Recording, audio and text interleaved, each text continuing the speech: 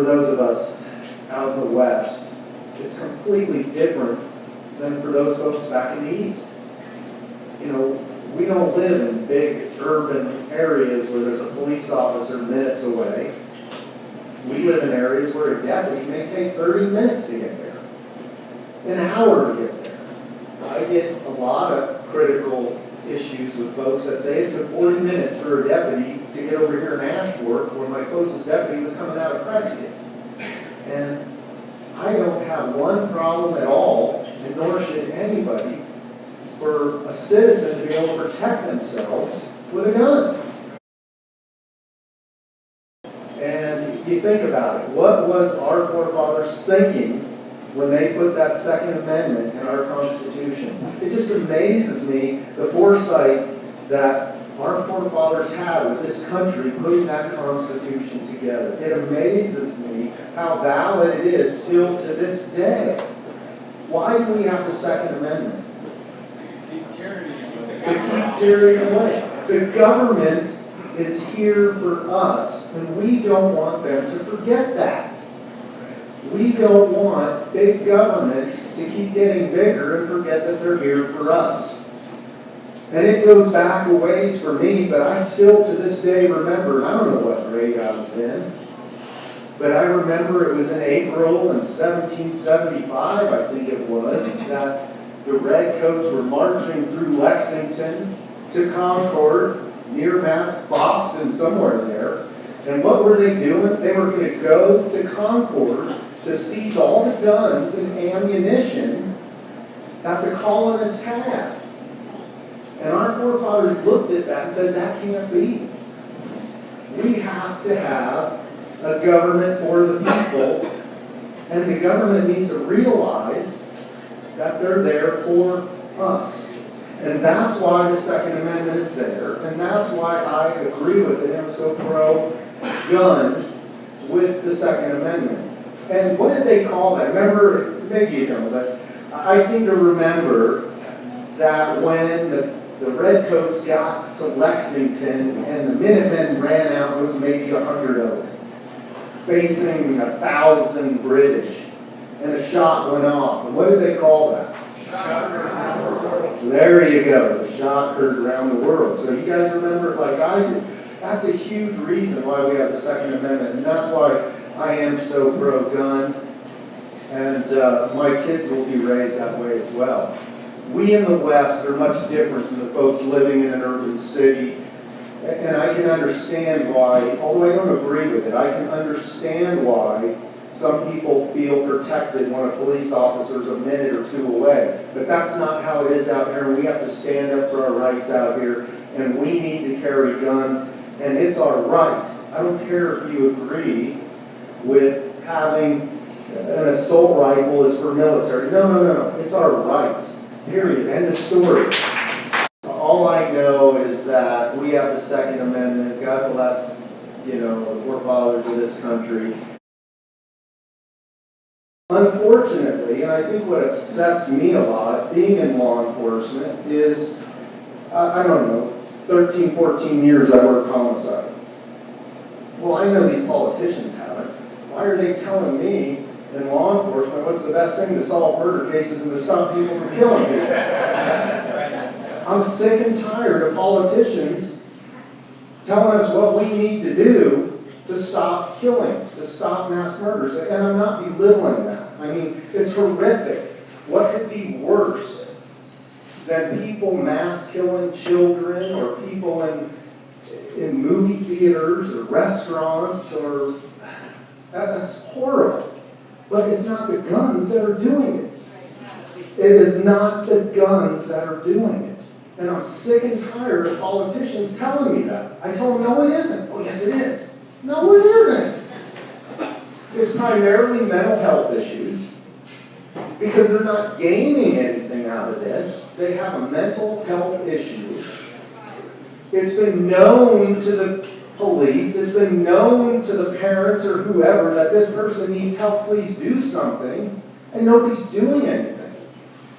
Most of these folks have been known to the police, and at one time or another actually even went into the jail. And unfortunately, our society deals primarily with mental health issues in the jail. We got a guy down here at Circle K who refuses to leave. He's causing problems. He's talking to himself. He's walking around doing goofy things. They call the police. Police will take care of him. Police shows up. What do? Easiest thing to do is arrest him for disorderly conduct and put him in jail.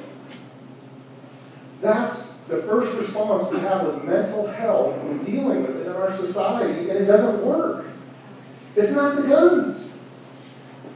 When you look at what we do in law enforcement, we identify the problem, we look at what the issues are, and once we identify it, we fix it. Well, the politicians aren't doing that. They're blaming guns. It's easy to say, what's an assault rifle? A semi-automatic rifle with a high-capacity magazine is not even used in most of these kind of guns. So why are we even focusing on that? Again, it's not the primary issue.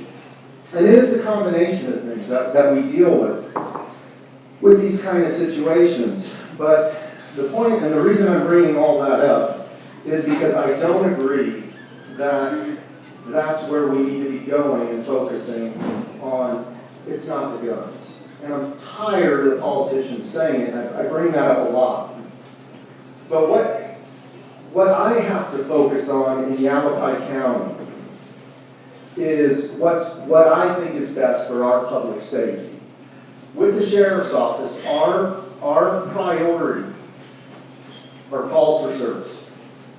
If you call 911, whatever it may be, our priorities for Ron over there, a deputy, to get over there and take care of the call and to deal with it. That is our top priority. And obviously kids and the threat at our schools or wherever it may be is something we have to concern ourselves with because we see a lot of the copycat issues that are happening. And it just seems to keep happening. But for us in Yavapai County to predict or project where this may take place is extremely difficult. It's a roll to us. We don't know. But what we do know is we have to train. We have to be consistent with deputies who are going to respond to an active shooter call. That's what we call it. If we have someone at a restaurant or somewhere actively shooting, we have to respond to it, and we have to deal with it consistently from a deputy in Congress to a deputy in Seligman to a deputy in Black Canyon City. They have to be trained the same way, and they have to deal with it. And what we have trained to deal with is much different than how it was handled at Columbine. Basically, the police showed up and said, we got to wait for backup. We need more of us before we go in there. We're not doing that. What we are training for here, and I think a lot of other places are picking up the same tactic, is we will respond. Even if it's me or Ron by himself, he is going to go toward that gunfire and he is going to eliminate that threat. That's what he's going to do. We take an oath of office to risk our lives to protect the people in Yavapai County, and that's what we train to do if we get in that type of situation. And I can relate to this back into the 1980s. I was a young deputy in Camp Verde, and some of you may remember, we had an active shooter at the Orem School. Way out in the middle of nowhere at the Orem School. And this student would go up and knock on doors because the kids stayed there and the teachers stayed there. When they opened the door, he'd shoot them and kill them. Well, we responded and we did what we trained to do now. I was one of the first there, just behind one of the officers, who confronted that shooter and eliminated that threat immediately, right there. Then, done, over. We trained then for handling that way, and that's what we're doing now. But I can't tell you where it's going to happen next. And so what would the position be? Would you disobey an order to come and confiscate our guns? Oh, absolutely. I'm not going to confiscate anybody's gun. And you think about it. I am exactly like you are. You know what my biggest problem with guns are? My biggest problem with guns. No. My gun safe won't hold them all. That is my biggest problem. I'm not kidding. I was trying to convince my wife here recently. I'm actually looking at another gun right now. And I'm trying to convince her what a great deal it is. But no, sir, I will not look at going out and confiscating law-abiding citizens' weapons. There's just no way that I'm going to look at anything like that. If there's an executive order that says you're going to go collect all this, I'm going to say, no, I ain't. There's no way I'm going to do that. The sheriff in each county is responsible for signing off on machine guns. And you would be amazed how many I sign off.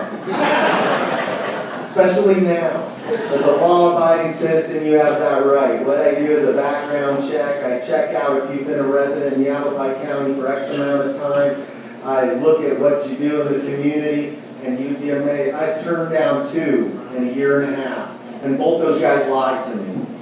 If you lie to me, I'm not signing. Overall, I'm very pro Second Amendment. I grew up, as I said, my family's had guns, and I taught my kids those things. So to summarize, I'm assuming you believe that disarming law-abiding citizens creates a safe work environment for criminals? Absolutely. You were talking about the schools, and first of all, are you working with other law enforcement agencies in the community on this? Absolutely. We will work together. All right. Absolutely. And so basically the plan is to go to schools and see what they think they need, Yes. and then work on Open that. discussion, talk about what some of the issues are, concerns, what we can do, what they can do, educate them on when we do respond, this is how we'll respond, look at their safety plans, what are they going to do if shots are fired, where are they going to go, what are they going to do, where do they evacuate to, how do we want to know all that. We've already sent lieutenants out to all those schools to talk to people initially, let them know we're going to be coming back, opening up more dialogue, more discussion. We're trying to educate the people more. We're sending law enforcement education deputies to the schools to talk, to answer questions, to do things. It's very important for us to have that dialogue. And like I said, we can't predict it. We can't project it. It's one of those things we just have to train for as best as we can. And if something horrific like that happens, we know what we're going to do when we respond to deal with it. Right. And the school will know what we're going to do when we respond to deal with it. Oh yeah, because it's not just the school. It could be a grocery store. It could be Harkins Theater in Prescott Valley could be right. asking for help, and we're going to go there and have the same training that they have. Okay, That's right. what it's going to be. Consistent training, working together, and eliminating the threat of these kind of horrific mass murders. Okay, tell me about, you mentioned that you're trying to work with the mental health issue in your jails. Right. Tell me what you're doing on that. Okay, what we're doing first off is we believe we're providing better treatment. When someone was arrested who came to our jail and they were felt to be mentally incompetent to prepare for their defense, they would be sent to the state mental hospital. Right. We felt that if we hired the right people in the jail, we could do a better job with more personalized treatment for mental health, and it would even save hundreds of dollars a day. From $700 a day to the state hospital to $200 a day or whatever it is, and we're given better treatment. That's one of the things we're doing there that we think helps us locally in the communities, because that's where these people are from. So we think that really helps.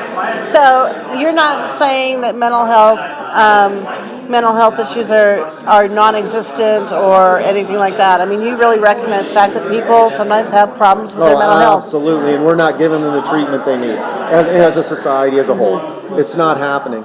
Look at all these mass shootings. The biggest common denominator is mental health. Right. It's all mental health. And the other sad thing is the parents of these kids or other family members were trying to get them help and no one would help them. Right. And they were saying they're violent, they're threatening people. They need help, and nobody did anything. Now, if somebody's in the community and they're in that situation with a family member of theirs, can they come talk to you? Absolutely, they can come talk to me. We want them to bring that information forward. It's critical, and we will help them to try to get treatment. Okay. Now what's available out there is minimal. but we'll at least know, we'll have the information if we get a call on this person, as these same scenarios you just told me, we've dealt with those for many years. Right. And it's the same people over and over again. And when they get to mental health treatment and they get on certain psychotropic medications, we find that helps them, and then they get off the medication and it starts up again. That's what we're seeing.